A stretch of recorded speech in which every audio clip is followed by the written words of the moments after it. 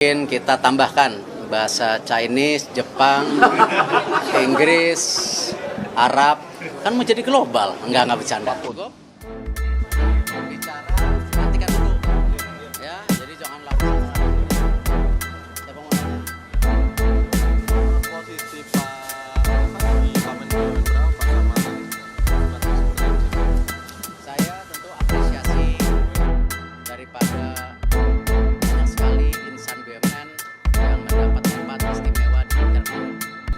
Ada di Menpan RB, ada dulu bahkan Pak Budi pada saat COVID sudah di Menkes, termasuk NS-nya juga dari BUMN. BUMN soal bahasa Inggrisnya sulit tuh Pak, banyak yang ngeluh Pak. Ya nanti kalau sulit kita diskusikan dengan rekrutmen, mungkin kita tambahkan bahasa Chinese, Jepang, Inggris, Arab, kan mau jadi global. Enggak bercanda. Kalau memang sulit nanti kita lihat apakah standarnya terlalu tinggi atau tidak ya.